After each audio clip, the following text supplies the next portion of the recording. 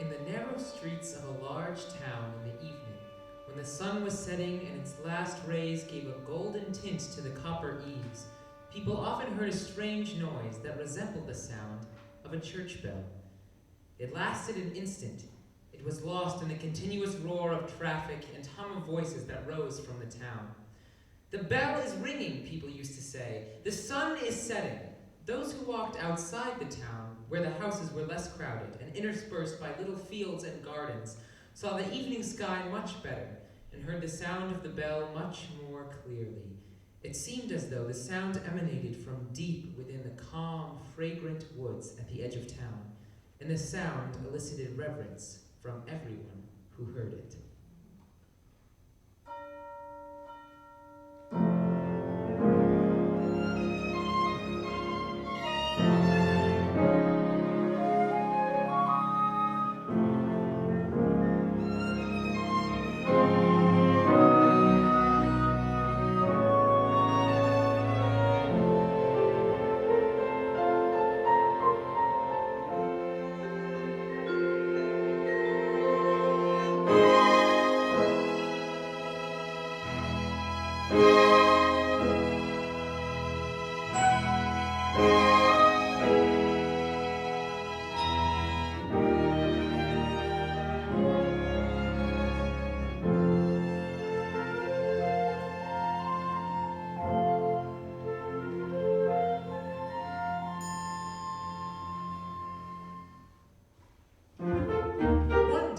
Someone finally said, "I really wonder if there is a large bell out in the woods. It has such a strange, sweet sound. Shall we go and see if we can find it?" To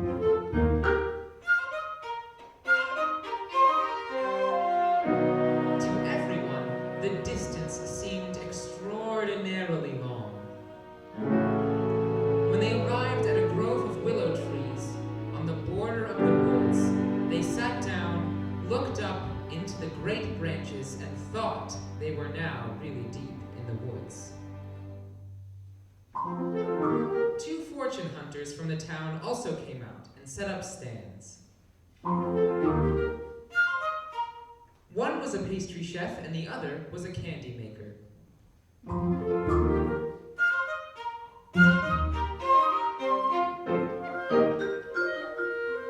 The candy maker thought he was smarter than the pastry chef and could trick everyone into thinking the bell was his. He hung a small bell over his stand, which was covered with pitch to protect it from the rain, but which dulled the sound from the clapper.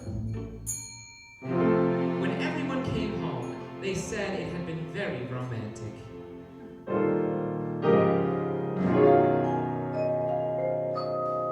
Three bell seekers declared that they had gone as far as the end of the woods.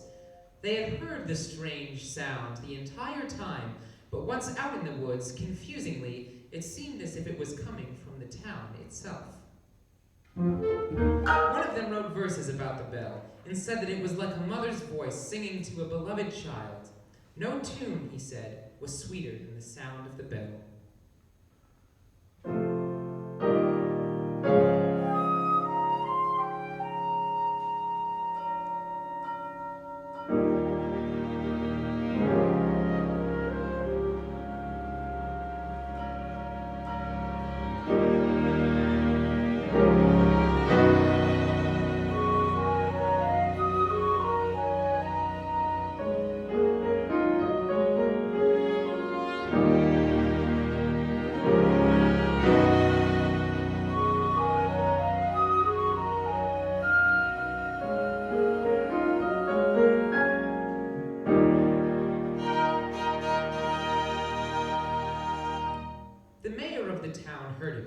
and she declared, "The one who finds out where the sound comes from will receive the title Bell Ringer to the World, even if there is no bell at all."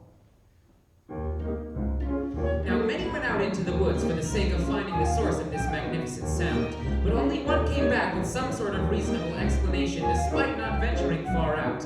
He said that the sound of the bell came from a woodpecker perched on a hollow tree.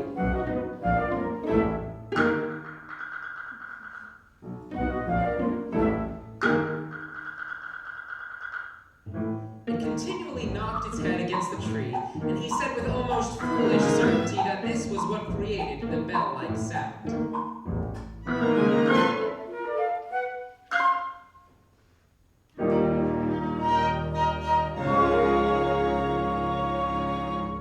He was appointed bell ringer to the world, and every year he wrote about the woodpecker, but this did not make anyone any more certain about the sound of the bell. On graduation day, at the town high school, the principal delivered a beautiful, touching speech, and the students were deeply moved by it. It was certainly a very important day, since they were not only graduating, but the prom was also being held the very next evening. They were all at once transforming from teenagers to adults.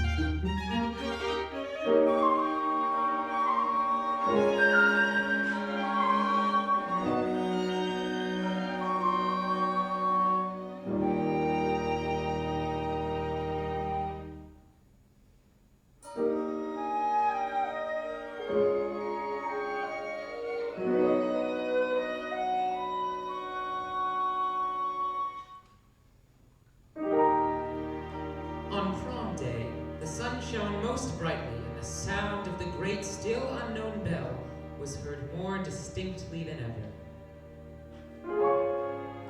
Now that school was finished, all of the teenagers were yearning for an adventure and wanted to find the bell.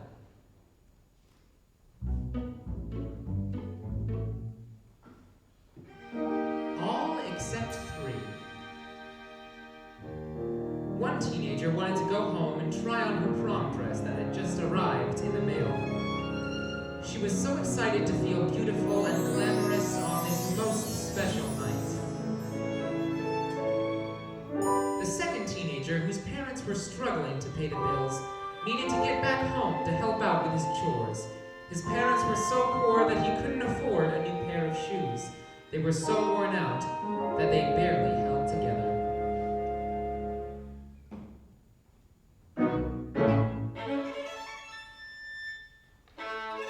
The third teenager was voted most talented and most likely to succeed in the school yearbook. She wanted to stay home and practice her violin. She was a very accomplished musician and wished to remain so.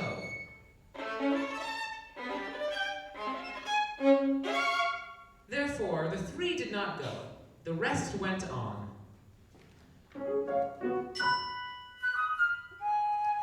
The sun was shining, the birds were singing, and the teenagers headed toward the sound in the woods.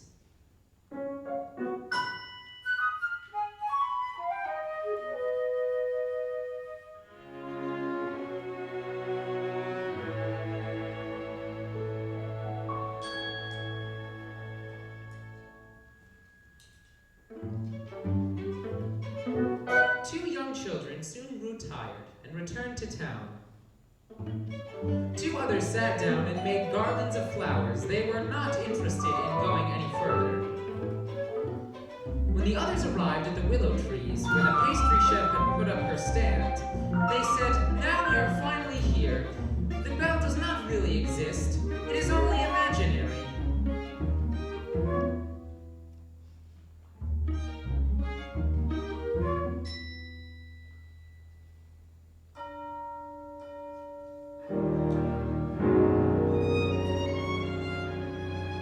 Suddenly, the beautiful and solemn sound of the bell was heard so deep from within the woods that 5 of the teenagers made up their minds to go even further.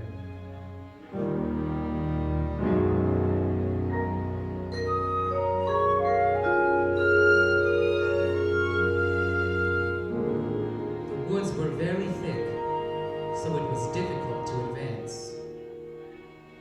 Prickly blackberry bushes grew almost too high. Flowering vines were hanging like garlands from tree to tree. All the while songbirds were singing, and sunbeams cascaded through the tree branches. That was very beautiful.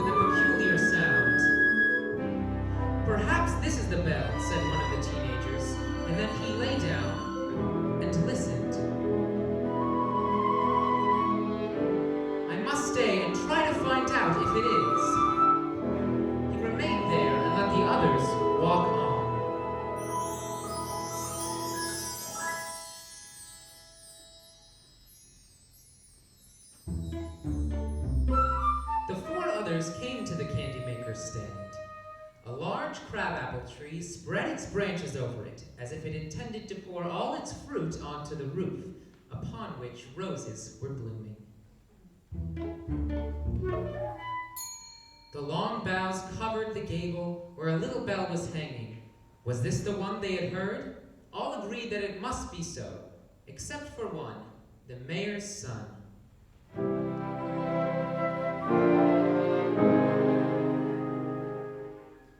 He said that the bell was too small and too thin to be heard at such a distance, and that it had quite a different sound to that which had touched so many hearts.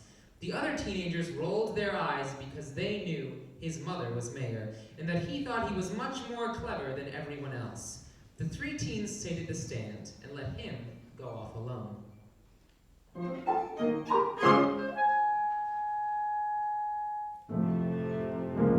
As he walked on, the solitude of the wood produced a feeling of reverence in his chest.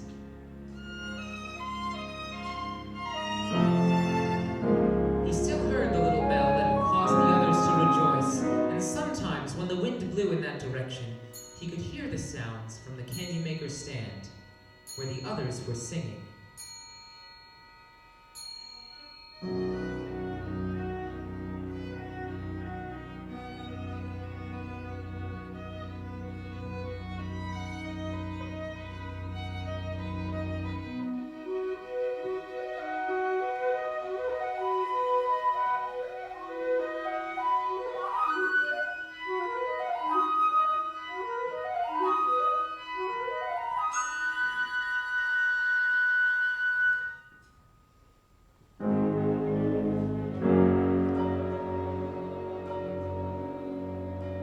As the mayor's son kept going,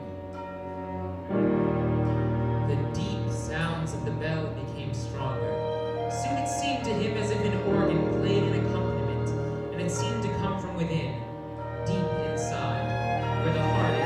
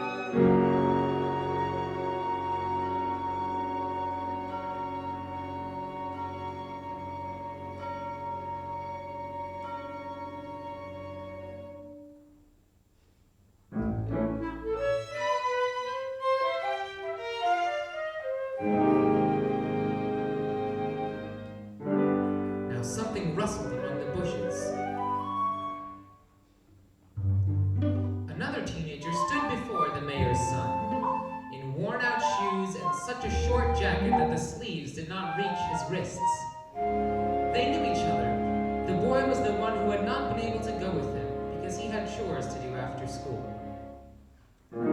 After he completed his chores, he headed toward the woods in his worn-out shoes. The sound of the bell was so enticing, he felt he must try and find it.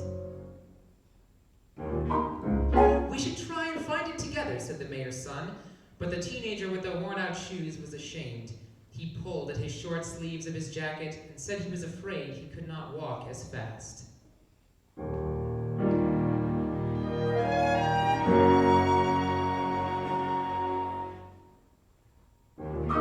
"Then we shall not go together," said the mayor's son, nodding to the poor teen who proceeded to go off into the deepest part of the woods, where the blackberry thorns tore his shabby clothes and scratched his face, hands, and feet until they bled. The mayor's son also received several large scratches, but the sun was shining in his direction, so we shall follow him. "I will and must find the bell," he said, "even if I have to go to the end of the world."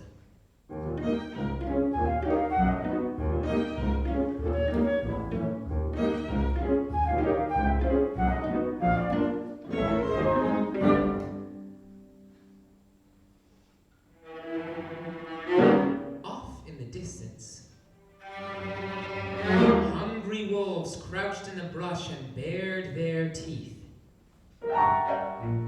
"Shall we eat him?" they said. "Shall we attack him? He is the mayor's son."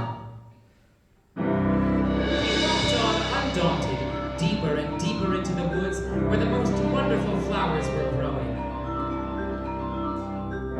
There were white star-gazer lilies with blood-red stamens, sky-blue tulips shining when the wind moved them, and apple trees covered with apples like large glittering soap bubbles. Just think how resplendent these trees were in the sunshine. All around there were beautiful green meadows where deer played in the grass. Magnificent oaks and beech trees grew all around, and if the bark was split off of any of them, long blades of grass grew out of the clefts.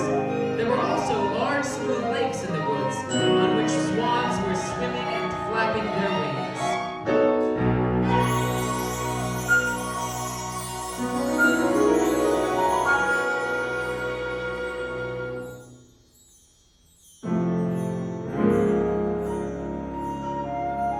The mayor's son occasionally stood still and listened.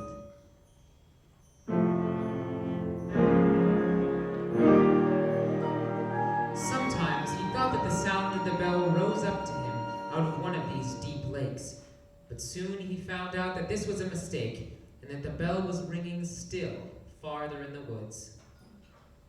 The sun began to set, and the clouds were as red as fire. The woods became quiet.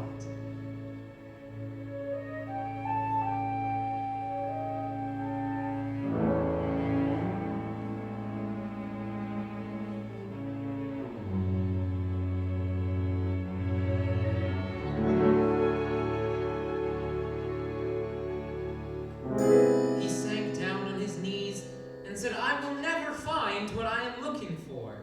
Now the sun is setting and the dark night is approaching. Perhaps I will see the round sun once more before it disappears beneath the horizon. I will climb these rocks. They are as high as the highest trees." He took hold of roots and vines. He climbed up the wet stones, one after the other, where water snakes were wriggling and the toads croaked at him. He reached the top of the hill just before the sun had completely set.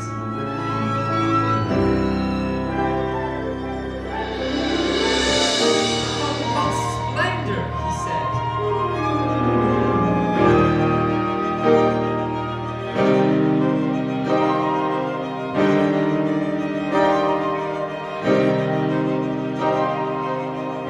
The sea, the great majestic sea, which was rolling its long waves against the shore, stretched out before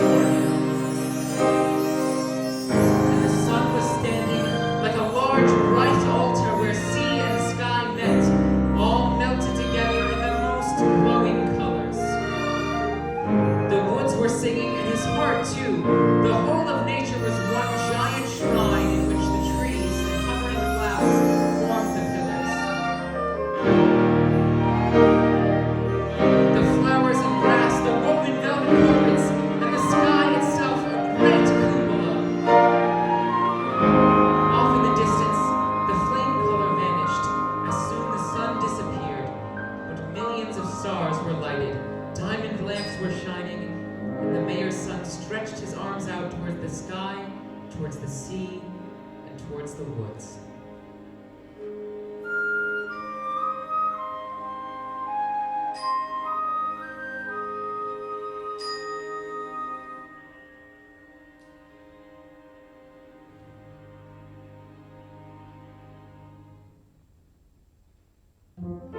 Then suddenly, the boy with the short-sleeved jacket and the worn-out shoes appeared. He had arrived just as quickly on the road he had chosen. They ran toward each other and took one another's hand in the great cathedral